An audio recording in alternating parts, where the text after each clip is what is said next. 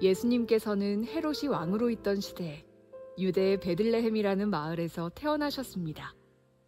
그때 동쪽 나라에서 몇 명의 박사들이 예루살렘으로 왔습니다. 그들은 이렇게 물었습니다. 유대인의 왕으로 태어나신 아기가 어디 계십니까? 우리는 동쪽에서 그 아기의 별을 보고 아기에게 경배하러 왔습니다. 헤롯 왕은 이 소리를 듣고 깜짝 놀랐습니다. 예루살렘 사람들도 모두 놀랐습니다. 헤롯은 모든 대제사장들과 율법학자들을 불러 모으고 그리스도가 어디에서 태어나실 것인지 물었습니다. 그들은 대답하였습니다. 유대의 베들레헴이란 마을입니다. 예언자들이 이렇게 기록해 놓았습니다. 그러나 유대 지방에 있는 너 베들레헴아, 너는 유대의 통치자들 가운데서 결코 작지 않다. 내게서 한 통치자가 나올 것이다. 그가 나의 백성 이스라엘을 돌볼 것이다. 그 소리를 듣고 헤롯은 박사들을 조용히 불렀습니다. 그리고 별이 처음 나타난 때를 알아냈습니다. 그리고 박사들을 베들레헴으로 보내면서 말했습니다. 가서 아기를 잘 찾아보시오. 아기를 찾으면 나에게도 알려주시오. 그러면 나도 가서 그 아기에게 경배하겠소. 박사들은 왕의 말을 듣고 출발했습니다. 그러자 동쪽 나라에서 보았던 바로 그 별이 박사들 앞에 나타나 그들을 안내해 주었습니다. 그러다가 아기가 있는 곳 위에서 멈추어 섰습니다. 박사들은 별을 보자 매우 기뻤습니다. 그들은 아기가 있는 집에 들어가서 어머니 마리아와 함께 있는 아기를 보았습니다. 그들은 아기에게 무릎을 꿇어 경배를 드리고 보물함을 열어 아기에게 황금과 유향과 모략을 예물로 드렸습니다. 그리고서 그들은 꿈에 헤롯에게 돌아가지 마라 하는 명령을 받고 다른 길로 자기 나라에 돌아갔습니다. 1905년도에 발표된 크리스마스 선물이라고 하는 짧은 단편 소설이 있습니다. 오헨리라고 하는 미국 작가가 쓴 단편 소설인데 원 제목은 동방박사의 선물이라고 하는 제목입니다. 가난한 두 부부가 크리스마스 때 서로를 향해서 선물을 준비해주는 짤막한 이야기를 담고 있죠. 우리가 다 익숙하게 알고 있는 이야기입니다. 아내는 크리스마스 이브가 되는데 사랑하는 남편을 위해서 어떤 선물을 준비하면 좋을까 고민에 들어갑니다. 문제는 돈이 여유롭지 못하는 것에 있었습니다. 가진 돈은 1달러 87센트, 굉장히 적은 돈을 가지고 있었기 때문에 남편에게 좋은 선물을 할 수 없음이 너무 속상합니다.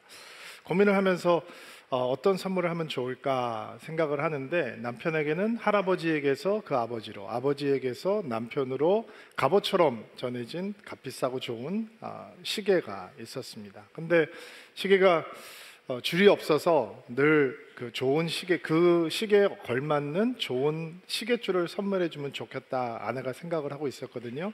크리스마스 이브가 되자 좋은 시계줄을 선물하고 싶은데 돈이 없으니까 자기의 머리카락을 팔기로 결정을 합니다. 이 아내의 아름다움은 긴 물결처럼 찰랑이는 갈색 머리가 그녀가 가지고 있는 아름다움의 극치였는데 머리카락을 팔고 남편의 시계줄을 삽니다. 그리고 기다리는 거죠. 남편 올 때까지 선물 주는 사람이 더 기쁜 거잖아요. 똑같은 시간에 남편은 아내에게 무슨 선물을 줄까 고민을 합니다. 어떤 선물을 해주면 좋을까? 그리고 남편은 아내의 그 찰랑거리는 머리카락을 생각합니다. 아내에게 좋은 빗 세트, 얼마 전에 길을 걸으면서 윈도우 쇼핑, 아이 쇼핑만 했던 그 아내가 갖고 싶어 했던 그 빗 세트를 주면 참 좋아할 것 같다. 돈이 없으니까 그러면 내가 이 시계를 팔아서 선물을 사줘야지 라고 시계를 팔아 아내가 원하는 빗 세트를 준비합니다. 아내는 집에서 남편을 기다리면서 시간이 더디감을 느끼고 남편은 집으로 발걸음을 돌리면서 걸음이 빨라지는 것을 느끼는 거죠. 빨리 남편이 왔으면 좋겠다. 빨리 집에 가서 아내에게 이 선물을 줘야지. 그런데 집에 도착한 남편이 서로 준비한 선물을 보여주는 순간 필요 없는 선물이 됐네요. 시계가 없는데 시계줄이 무슨 소용이 있고 머리가 다 싹도 잘라버렸는데 그 좋은 빗세트가 무슨 소용이 있겠어요? 그런데 그 선물은 어느 선물보다도 오래 가슴에 남는 선물이 되죠. 왜 그런가요? 그 선물 안에 진짜 사랑이 담겨 있기 때문이죠. 선물이 감동이 되려면 값어치가 있는 것이 감동이 되는 게 아니고요. 선물이 감동이 되려면 마음의 의도가 보여야 합니다. 그 의도가 불순하면 선물이 뇌물이 되는 거고 아부가 되는 것이고, 그 선물에 진지한 사랑이 담겨 있으면 우리의 마음을 움직이고 감동하는 겁니다. 혹시 여러분들이 이런 거 경험해 보셨나요? 이게 저희 교회가 젊은 교회라 제가 어렸을 때는 도시락을 싸서 학교에 가지고 다녔는데 제 친구 도시락을 이렇게 열면 완두콩으로 하트가 그려져 있던 때가 있었습니다. 우리가 엄마가 아니었던 것이 매우 아쉽습니다. 그리고 와, 남자애들인데도 굉장히 놀랐던 기억이 나요. 왜냐하면 그 작은 도시락이 다 찬밥이에요. 아무리 새벽에 일찍 일어나서 따뜻한 밥을 지어서 담아도 점심시간 되면 다 찬밥 되거든요. 근데 거기에 엄마의 사랑이 담겨 있으니까 그거를 옆에서 보는 사람들도 부러워하고 감동을 받았던 기억이 있습니다. 예수님이 우리의 선물이죠. 아멘이죠. 거기에 하나님의 마음이 담겨져 있어요. 하나님의 의도가 숨겨져 있습니다. 예수님의 성탄 사건은 하나님의 초대를 포함하고 있습니다. 하나님이 사랑하는 사람들을 다 하나님의 품으로 부르시고 있는 초대죠. 오늘 우리가 읽었던 마태복음을 함께 묵상하면서 하나님께서 성탄을 통해서 우리를 어떤 자리에 초대를 해주시는가 묵상하면서 은혜를 좀 나눠보려고 합니다. 1절 말씀 같이 한번 볼게요. 한 목소리 읽겠습니다. 시작. 예수님께서는 헤롯이 왕으로 있던 시대에 유대의 베들레헴이라는 마을에서 태어나셨습니다. 그때 동쪽 나라에서 몇 명의 박사들이 예루살렘으로 왔습니다. 자, 예수님께서 태어나시던 동방으로부터 예루살렘을 찾아왔던 사람들이 있었다라고 얘기하죠. 동방이 어딘가 정확하지 않습니다. 아라비아, 바벨론, 이 페르시아 이쪽인가 정확하게 알 수 없고요. 박사라고 하는 호칭도 단어도 사실 천문학, 점성술, 철학 이런 것들을 연구하는 그런 현인, 지혜자들을 일컫는 말이기 때문에 이 사람들이 어떤 사람들이었는지도 분명하지 않습니다. 동방박사가 몇 명이에요? 몇 명이에요? 3명이라고 보통 알고 있죠. 그것도 정확하지 않습니다. 3명이라고 우리가 추측을 하는 이유는 동방박사들이 예수님께 선물했던 것이 3가지이기 때문입니다. 황금과 유향과, 유향은 순수한 향이란 뜻이에요. 그리고 모략이라고 하는 향료를 선물했기 때문에 아마 3명의 동방박사가 있었을 것이다 라고 추측을 하는 거죠. 기독교 전승 기록은 4번째 현인도 동방박사도 있었다라고 이야기를 합니다. 근데 그 사람은 왜 여기에 선물을 드리지 않았는가? 오다 보니까 힘들고 어렵고 불쌍한 도움을 줘야 되는 사람들을 너무 많이 만나서 그 사람들을 다 돕고 예루살렘에 도착을 해보니 그때는 이미 아기 예수로 태어나신 예수님께서 골고다 언덕에서 십자가에 처형당하는 순간 도착했다라는 전승 기록도 있게 합니다. 그러니까 이 동방박사라고 하는 존재 자체가 굉장히 신비롭고 그 정체가 우리에게는 확실하게 알려져 있는 것이 아닙니다. 우리가 주목해야 되는 사실은, 그럼에도 불구하고 주목해야 되는 사실은 그들이 유대인이 아니라 이방인이었다라고 하는 사실입니다. 예수님께서 사시던 당시에 이스라엘 사람들, 유대인들에게는 그들은 이방 사람들을 보기를 짐승처럼 대했습니다. 선택받지 못한 사람들이라고, 언약 바깥에 있는 사람들이라고 생각을 한 거죠. 그런데 여러분, 이스라엘 백성의 믿음의 시조가 되었던 아브라함을 부르시는 장면을 보면 내가 너에게 복을 주고 내가 모든 민족에게 복이 되게 하겠다라고 말씀을 하셨잖아요. 그게 믿음의 백성들의 정체성이란 말이에요. 우리가 복된 사람이 되고, 그리고 하나님을 아직 알지 못하는 사람들에게 하나님을 보여줄 수 있는 제사장 민족, 하나님의 첫째 아들이 되는 것, 이게 믿음의 백성들의 정체성이란 말이에요. 그런데 선민 사상에 사로잡혀서 이스라엘 백성들은 이방 사람들에게 하나님을 소개하는 일을 등한시하게 되죠. 특권 의식에 사로잡히게 되는 거예요. 성탄에서 우리는 어떤 초청을 보느냐? 처음부터 믿음의 사람을 부르시면서 하나님께서 가지셨던 모든 열방은 나에게 속했고 모든 열방을 품으시는 하나님의 초청, 모든 열방을 하나님께로 부르시는 하나님의 마음을 만나게 되는 것입니다. 여러분, 교회의 위기가 어디에 있을까요? 신앙의 타락에, 교회 타락 때문에 교회가 위기가 다가오겠죠. 목회자의 신앙이 타락할 때 분명 그거는 끔찍한 일일 것입니다. 성도들의 신앙이 변질될 때 그것은 매우 슬픈 일이 될 것입니다. 그러나 목회자가 신앙이 타락해도 성도들의 신앙이 흔들려도 교회는 살아남았습니다. 어떤 목회자가 타락하고 세속적으로 변하면 새로운 마중물 같은 순결하고 거룩한 주의 종들이 일어나서 교회를 개혁했고, 일부 성도들이 하나님을 등한시하고 믿음의 길에서 벗어나면 회개하고 애통하며 하나님의 이름을 부르는 백성들이 언제든지 있었습니다. 그게 부흥의 역사요, 개혁의 역사잖아요. 기독교 역사는 그것을 우리에게 증명해 줍니다. 근데 교회의 생명력의 위기는 언제 다가오냐면, 교회가 교회의 정체성을 잃어버리고 새로운 생명을 낳지 않게 될 때 교회는 시간이 흐르면서 사라지게 되는 것입니다. 투르키에 가면 소아시아 7교회의 흔적을 만나볼 수 있었습니다. 초대교회에서는 왕성했던 교회들입니다. 그런데 어느 순간부터 그 교회가 새로운 생명이 태어나지 않습니다.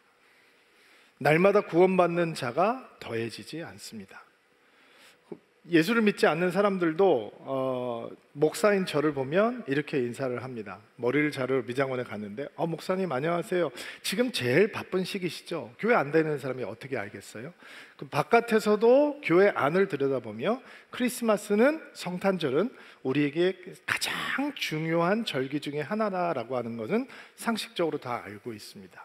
상상해 보세요. 우리가 이렇게 웨딩 그린 입고 우리끼리 마음껏 좋아하고 축제하는 것, 예배하는 것 소중한 일입니다. 그런데 우리가 새로운 생명을 낳는 것을 잊는 순간 열방을 하나님의 푸름으로 부르시는 하나님의 초대에는, 하나님의 초청으로부터는 멀어지는 것이다. 성탄에서 우리가 기억해야 되는 하나님의 초청은 열방이 내 품 안으로 돌아와야 한다. 너희가 그 일을 해달라라고 하는 초청입니다. 자, 2절 말씀 한번 볼까요? 2절 말씀 한번 읽어주세요. 시작. 이렇게 물었습니다. 유대인은 왕으로 태어나신 아기가 어디 계십니까? 우리는 동쪽에서 그 아기의 별을 보고 3절 말씀 볼까요? 헤롯 왕은 이 소리를 듣고 깜짝 놀랐습니다. 예루살렘 사람들도 모두 놀랐습니다. 자, 성탄의 사건 속에서 만나는 하나님의 두 번째 초대의 말씀은 헤롯의 왕궁에 속지 말라라고 하는 초청입니다. 헤롯의 왕궁에 현혹되지 말라라고 하는 초대입니다. 동방에서 큰 왕의 별을 보고 따라왔습니다. 예사롭지 않은 별인 걸 알았고 그 별이 위대한 왕의 탄생을 알리는 별이라고 하는 것을 동방 박사들은 하나님의 계시에 의해서 알게 되었던 것 같습니다. 고대 여행하는 길은 굉장히 위험한 길이었거든요. 고대 근동에서. 그러니까 오랜 시간을 거쳐서 목숨을 걸고 찾아온 길이었습니다. 그리고 그들이 첫 번째 멈췄던 발걸음은 헤롯의 왕궁이었습니다. 당연한 일이 아닐까요? 위대한 왕이 태어나신다고 하는 징조를 보고 유대의 땅을 찾았으니 왕이 있는 곳에 가는 것이 당연하죠. 그러나 하나님께서 보여주셨던 별은 헤롯의 왕으로 인도하고 있지 않았습니다. 그들이 그 상식적으로 논리적으로 생각했을 때 당연히 헤롯의 왕궁에 새로운 아기가 태어나셨을 것이다 라고 생각할 뿐입니다. 왜 그럴까요? 왜냐하면 사람들은 헤롯의 왕궁의 화려함에, 헤롯의 왕궁의 웅장함에 속아 넘어가기 때문입니다. 미국에서 제가 젊었을 때 목회자 세미나를 갔는데 한 나이가 지긋한 목사님께서 이런 고백을 하는 것을 보면서 제가 마음이 굉장히 아팠던 기억이 있습니다. 그 목사님은 여러 목사님들 앞에서 이런 고백을 했습니다. 나는 실패자입니다. 신학교를 졸업하고 열정을 갖고 목회 현장에 뛰어들어 30년이 넘는 세월을 보냈는데 나는 한 번도 목회에서 성공을 경험해 보지 못한 실패자입니다. 내가 교회를 부흥시키고 싶어서 교회 성장 세미나를 참여하게 되면 내가 교회를 비운 동안 많은 가정이 교회를 떠났고, 전도를 하고 싶어서 전도 폭발 훈련을 받고 교회에서 프로그램을 진행하면 폭발하기 전에 프로그램이 피식 불발탄으로 변해버렸습니다. 해외에 있는 선교지를 도우려고 하면 선교사가 돈을 가지고 도망을 갔고, 마음이 지쳐서 기도해주는 전화 상담원에게 전화를 하면 그 전화 상담원이 전화를 받는 대신 언제나 피자 배달원이 전화를 받았습니다. 교단의 도움을 요청하기 위해서 전화를 걸면 죄송합니다, 제가 지금 사무실에 없어지니 메시지를 남겨주면 여러분에게 다시 전화 드리겠습니다 라고 하는 자동 응답 메시지만 듣게 되었습니다. 나는 어느 누구하고도 교회에 대해서 이야기하는 것을 좋아하지 않습니다. 왜냐하면 할 얘기가 없기 때문입니다. 우리 교회는 하나님의 실패작이고 나는 하나님의 불량품 목사입니다. 이런 고백을 들었던 기억이 나요. 마음이 참 아프더라고요. 슬프더라고요. 근데 사실은 그런 환경보다도 제 마음을 더 슬프게 했던 건, 나도 한때 열정을 가지고 있었습니다. 나도 한때 별을 따라가고 있는 설레는 마음이 있었습니다. 이런 표현이었습니다. 이런 어두운 목회 현장, 사역의 현장이 많은 목사들에게 고뇌의 현장이 되는 이유는, 목회에 들어가는 순간 우리들도 그 별이, 하나님께서 주신 목회라고 하는 별을 따라가게 되면 모든 게 잘 될 것이다 라고 하는 오해가 있기 때문입니다. 예수 믿으면 좋다며? 근데 좋지 않습니다. 환경이 어려워집니다. 건강에 문제도 생깁니다. 그래서 사람들의 마음이 불편해지는 겁니다. 우리는 하나님의 별이 인도하면 멋진 왕국에 도착해 있을 거라고 막연하게 기대합니다. 헤롯은 왕국은 아니지만 거룩한 왕궁으로, 거룩한 순결한 왕궁으로 하나님께서 우리를 인도해 주실 거라고 막연하게 기대를 하는 거죠. 그러나 성탄의 사건 속에서 우리는 왕궁의 화려함에 현혹되지 말라라고 하는 하나님의 메시지를 듣는 것입니다. 신학교 갔을 때, 제가 신학대학을 들어갔는데 저희 학교에 몸이 예사롭지 않은 학생을 하나 보게 되었습니다. 이렇게 덩치가 큰 친구였는데, 와, 저렇게 큰 사람도 있구나라고 생각할 정도로 이 몸집이 장난이 아니에요. 그 친구의 사연을 들어보니까 원래 그 친구의 꿈은 프로 미식축구 선수가 되는 게 꿈이었습니다. 그럼 왜 프로 미식축구가 되기를 원하는 사람이 신학교에 와 있는가? 사연이 있더라고요. 고등학교 때 그는 슈퍼스타였다고 합니다. 온갖 자기 학교와 자기 디비전에서 온갖 기록을 다 갈아치우고 그는 슈퍼스타가 됐고, 전액 장학금을 받고 풋볼 프로그램이 아주 좋은 대학에 진행을 해서 대학 선수로 시작을 했습니다. 많은 프로 선수들을 배출하는 학교였습니다. 그의 선배들도 프로 선수가 되었고, 그도 곧 프로 선수가 되어서 돈과 명예를 다 움켜쥘 꿈에 부풀어 있었습니다. 그는 예수를 사랑했습니다. 그래서 프로 선수가 되면 자기의 유명한 이름을 통해서 예수 그리스도를 증거하는 일을 해야지라고 생각하고 있었습니다. 근데 중요한 경기에서 큰 부상을 당하게 되는데, 운동선수가 경기를 하다 보면 부상을 당할 수 있죠. 그런데 너무 큰 부상을 당해서 뼈가 산산조각이 나게 되고 재건 수술을 하는데, 의사가 이런 이야기를 합니다. 다시 운동을 하는 거는 불가능할 뿐만 아니라 제대로 걸을 수 있을지도 나는 장담할 수 없습니다. 산산조각이 나버리는 거죠, 젊은이의 꿈이. 그리고 왜 하나님을 사랑하는 나에게 이런 일이 생겼을까? 그 답을 찾기 위해서 신학교에 왔습니다. 제가 다녔던 신학대학은 그 옆에 시애틀 프로 미식축구 구단의 연습구장이 있는 곳입니다. 그리고 그 친구는 그 구장에서 아르바이트를 했습니다. 잔디를 깎고 선수들의 장비를 챙기고 옷을 챙기고, 눈앞에서 그가 꿈꾸던 프로 미식축구 선수가 된 사람들의 운동하는 모습을 계속 보고 있어야 되는 거예요. 마음이 어땠을까요? 이런 하나님 믿어서 무슨 소용이 있는가? 나는 별을 따라가고 있는데 결국 내가 도달한 것은 왕궁이 아니었네 라고 하는 허탈한 마음이 있는 것입니다. 어떤 사람은 대학이라고 하는 별을 따라가고, 직장이라고 하는 별을 따라가고, 출세와 성공이라고 하는 별을 따라가고, 결혼이라고 하는 별을 따라가고, 근데 가보니 왕궁이 아니네요. 여러분, 남편과 로또가 공통점이 뭔지 아세요? 안 맞아. 안 맞아. 맞는 게 없어. 계속 틀려요. 설레는 마음으로 가정을 이루고, 설레는 마음으로 아이들이 생기고, 아이들이 양육하고, 정말 선한 마음이죠. 엄마들이 얼마나 열심히 특심이냐면, 아이가 어렸을 때는 아인슈타인 우유를 먹여요. 그리고 현실 감각이 쪽 생기면 소우유로 바꾸고, 연세 우유 갔다 건국 우유로 갔다 저지방 우유까지 가게 되는 거예요. 엄마들의 마음이 다 똑같은 거예요. 다 별을 따라가고, 아빠들의 마음이 다 똑같은 거예요. 우리들의 마음이 다 똑같은 거예요. 예수를 믿게 되고 하나님 사랑했어요. 그 별을 따라가면서 그 불이 우리를 꽤 좋은 곳으로 어련히 알아서 데려갈까라는 마음이 있는 거예요. 근데 헤롯의 왕국에는 예수가 계시지 않아요. 예수는 베들레헴 마구간에 계시거든요. 구유에 누워 계시단 말이에요. 왕궁의 화려함에 속아 넘어가면, 왕궁의 화려함에 사로잡혀서 거기에 도취해버리면 우린 예수께서 계시는 곳에 도달할 수 없게 되는 거죠. 성탄의 메시지쇼에서 듣는 하나님의 초대는 세상의 화려함과 헤롯의 왕궁에 현혹되지 말라라고 하는 것입니다. 자, 3절부터 8절까지 말씀 다시 한번 볼게요. 한번 읽어볼까요? 여러분이 먼저 3절 읽어주세요. 시작.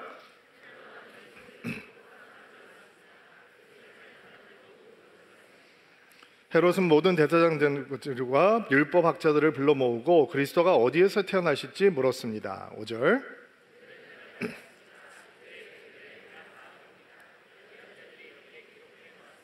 그러나 유대 지방에 있는 너 베들레헴아, 너는 유대의 통치자들 가운데서 결코 작지 않다. 내게서 한 통치자가 나올 것이다. 그가 나의 백성 이스라엘을 돌볼 것이다.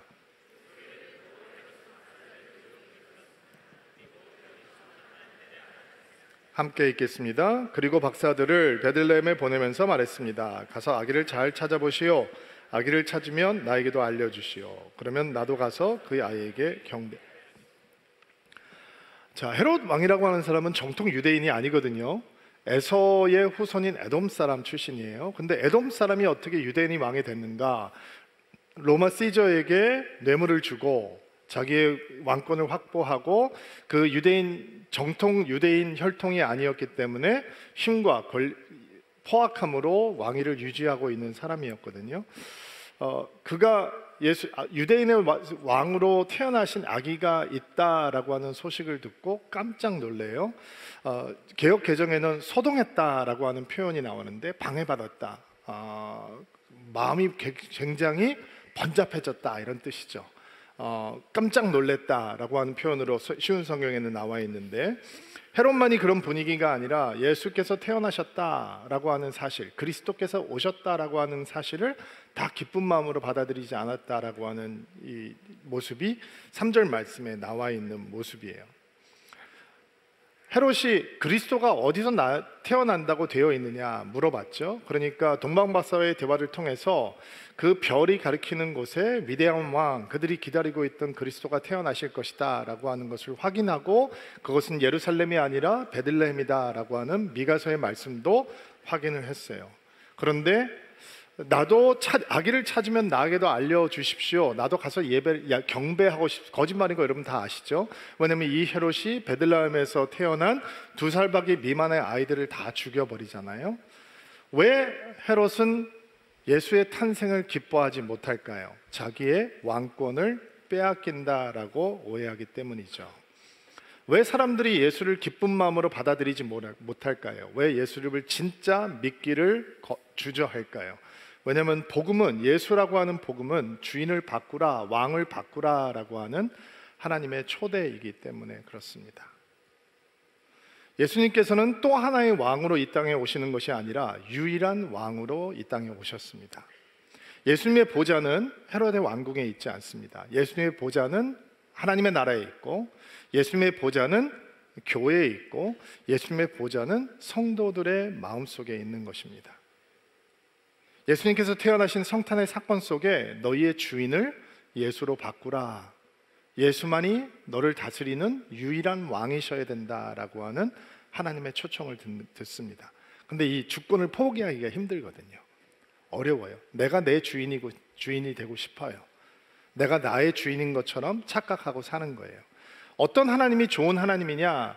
내가 주인으로 역할을 제대로 하기 못할 때, 내 힘이 좀 딸릴 때 나를 적절하게 도와주는 분이면 충분하다라고 생각을 하는 거죠. 그러나 성탄 속에서 우리는 하나님의 외침을 듣는 거죠. 너의 왕을 바꾸라, 너의 주인을 바꾸라 라고 하는. 예수님께서 복음을 전하시면서 제자들을 부르실 때 이렇게 말씀하시죠. 내가 나를 따르려거든 자아를 부인하고 십자가를 지고 나를 찔지라. 나를 버리고 새로운 주인을 만나는 것이 복음에 들어가는 첫 발짝이거든요. 그게 예수님을 나의 구세주로 주님으로 받아들이는 거잖아요. 성탄 가운데 우리는 하나님의 거룩한 초청을 듣게 되는 겁니다. 너희 새로운 왕이 오셨다. 너희 왕을 제하여 버리고 유일한 왕 예수 그리스도 앞으로 나오라. 그분의 다스림만 기쁜 마음으로 받아들이라. 이게 우리가 성탄의 메시지 속에, 성탄의 사건 속에서 만나는 세 번째 하나님의 초청이에요. 자, 9절로 10절 말씀 한번 볼까요? 9절부터 10절 말씀 같이 한 목소리로 읽겠습니다. 시작. 박사들은 왕의 말을 듣고 출발했습니다. 그러자 동쪽 바다에서 보았던 바로 그 별이 박사들 앞에서 나타나 그들을 안내해 주었습니다. 그러다가 아기가 있는 곳 위에 멈춰 섰습니다. 박사들은 별을 보자 매우 기뻤습니다. 자, 아기 별이, 하나님의 별이 아기가 태어난 곳 위에 머물러 있는 것을 보고 그들이 기뻐하고 기뻐했다라고 이야기를 하죠. 매우 기뻤다라고 얘기합니다. 차이가 보이시죠? 헤롯은 예수의 탄생을 불편하게 생각하고 동방 박사들은 예수의 탄생의 자리에 오게 된 것을 기쁜 마음으로 받아들이게 됩니다. 11절과 12절 말씀도 한번 볼게요. 그들이 예수님 앞에 어떻게 경배드리는지 한번 모습을 보겠습니다. 11절 한 목소리로 시작. 그들은 아기가 있는 집에 들어가 아기를 보았습니다. 그들은 아기에게 무릎을 꿇어 경배를 드리고 보물함을 열어 양과 여왕과 모략을 예물로 드렸습니다.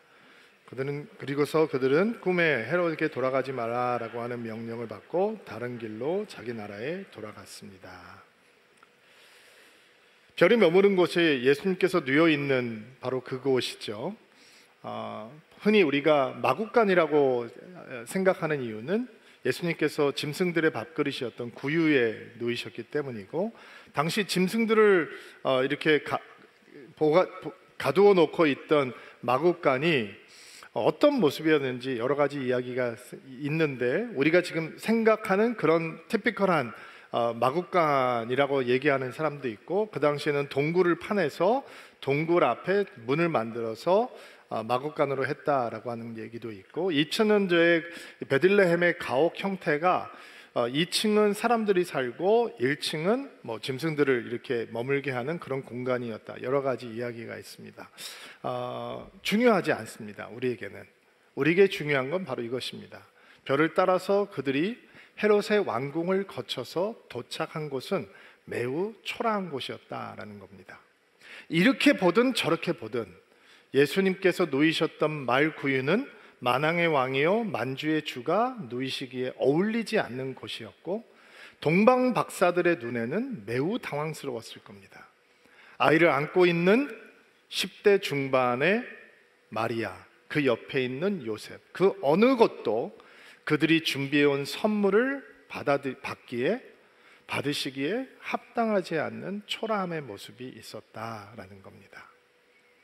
그 먼 길을, 그 귀한 선물을 가지고 도착했는데 그 앞에 펼쳐진 광경은 내가 이거를 이 사람들에게 준다고? 라고 생각할 만큼 초라하고 과시할 것이 아무것도 없는 모습이었습니다.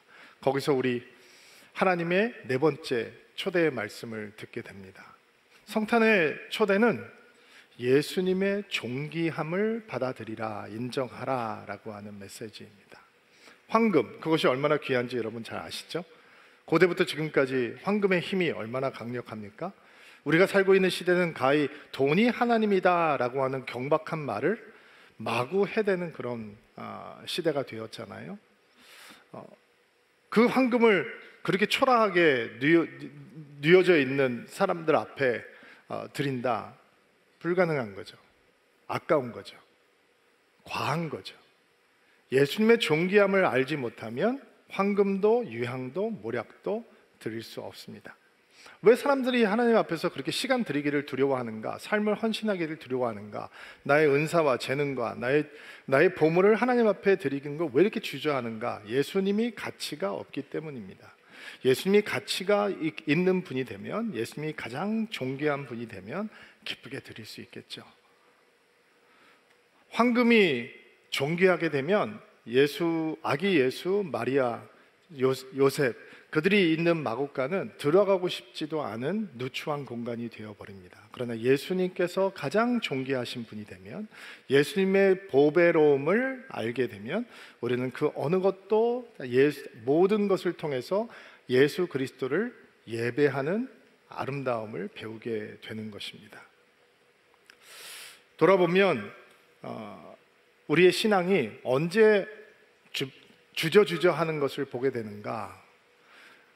나는 소중한데 예수님이 소중하지 않는 순간을 만날 때마다 우리는 삐걱거리게 되죠. 성탄의 자리에서, 성탄의 사건 속에서 우리의 가장 존귀한 분이, 가장 보배로운 분이 어떤 분인가라고 하는 것을 확인하게 되는 것입니다. 주일학교 때부터 교회 다니신 분들 많죠? 여러분, 예수님의 탄생 사건은 마태복음하고 누가복음밖에 안 나옵니다. 많이 들으셨습니다. 지겹도록 들었습니다. 앞으로도 지겹도록 이 얘기 들을 겁니다. 그런데 예수님께서 가장 보배로운 분이 되시지 않으면 마국간은 들어가고 싶지 않은 곳이 됩니다. 말구유는 나의 마음의 자랑스러움이 아니라 아깝고 내가 가지고 있는 모든 것들이 과하게 느껴지는 곳이 되어버리고 맙니다. 성탄의 사건 속에서 우리는 하나님의 외침을 다시 듣습니다. 예수님이 가장 존귀한 분이 되셔야 된다라는 것이죠. 마지막으로 5번째, 간단하게 묵상하고 넘어갈게요. 그리고 말씀 정리하겠습니다. 12절 말씀을 다시 한번 읽어보겠습니다. 12절 말씀 읽어주세요. 시작. 12절 읽어주세요.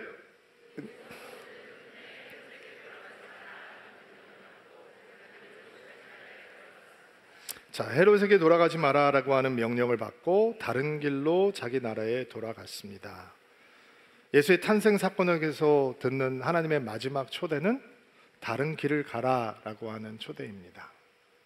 예수를 믿는다고 하면서, 예수를 믿었다고 하면서 예수의 탄생 사건에 참여한 자가 되었다라고 하면서 또 다시 과거의 길로 돌아가는 것은 은혜가 아니죠. 다른 길로 인도함을 받아야 합니다. 그게 신앙이죠. 신앙의 길은 다릅니다. 세상의 길은 넓은 길이지만 신앙의 길은 좁은 길이고, 세상의 길은 화려하지만 예수의 길은 그런 화려함과는 거리가 먼 길입니다. 예수께서는 그분의 오심을 통해서 우리를 다른 믿음의 길로 인도하시는 것입니다. 옳은 마음에 결단하는 은혜가 있게 되길 바랍니다. 매번 듣게 되는 성탄 메시지를 통해서 나는 이 성탄 사건을 통과하며 예수의 길을 걸어가기를 결단합니다. 믿음의 길에서 벗어나지 않게 되기를 원합니다. 넓은 길이 아니라 좁은 길을 걸어가는 인생이 되기를 원합니다 라고 하는 마음의 결단이 오늘 성탄을 기뻐하며 예배하는 드림인들에게 온전히 임하는 귀한 주일이 되기를 바랍니다. 오랫동안 앉아 계셨는데 다 일어나시겠어요? 자, 우리 가슴에 손을 얹고 안수하시고요, 여러분을 위해 축복 기도하겠습니다. 하나님, 주님의 오심을 기뻐하는 성탄 주일입니다. 그리고 성탄 사건 속에서 우리를 초청하시는 하나님의 음성을 듣습니다. 성탄의 사건이 열방을 하나님께로 부르시는 초청이라고 하는 것을 기억하게 하옵소서. 우리는 주의 몸된 교회입니다. 아직 주님을 모르는 자들에게 이 복음 대신, 기쁜 소식 대신 예수 그리스도를 증거하고 새로운 생명이 날마다 태어나게 하는 아름다운 교회가, 그런 공동체가 될 수 있도록 하나님 은총을 베풀어 주옵소서. 성탄의 사건은 하나님의 별이 우리를 버젓한 헤롯의 궁으로 인도할 것이라고 하는 병든 믿음을 벗어버리라 라고 하는 초청입니다. 그 초청을 아멘으로 받습니다. 헤롯의 왕궁에 속지 않게 도와주옵소서. 성탄의 사건은 구유에 누이신 예수야말로 우리를 온전히 다스리시는 왕이셔야 된다라고 하는 하나님의 초대임을 아멘으로 받습니다. 오직 주님께서만 우리의 주님이 되어주시고 주인이 되어주시고 왕이 되어 주옵소서. 성탄의 사건 속에서 황금을 사랑하는 경박함을 벗어버리고 오직 예수만이 가장 존귀한 분, 가장 보배로운 분이 되어야 한다라고 하는 하나님의 외침을 아멘으로 답합니다. 예수님만을 존귀하게 여기는 인생 될 수 있도록 도와주옵소서. 성탄의 길에서 우린 다른 길을 만납니다. 내가 지금까지 걸어왔던 길이 아니라 예수의 길, 넓고 편안한 길이 아니라 신앙의 순수함으로 나아가는 좁은 길, 거친 길, 그러나 생명의 길을 만납니다. 세상의 길이 아니라 예수의 길을 걷는 우리가 되게 하시고 헤롯의 길이 아니라 다른 길을 걸어가는 우리들이 될 수 있도록 하나님 은총을 베풀어 주옵소서. 주여, 우리의 마음에 임하시옵소서. 우리의 삶 가운데 임하시옵소서. 예수 기쁨의 탄생의 소식이 우리의 영혼을 가득 메우는 복된 주일 될 수 있도록 은총을 베풀어 주시옵소서. 예수님의 이름으로 기도하옵나이다. 아멘.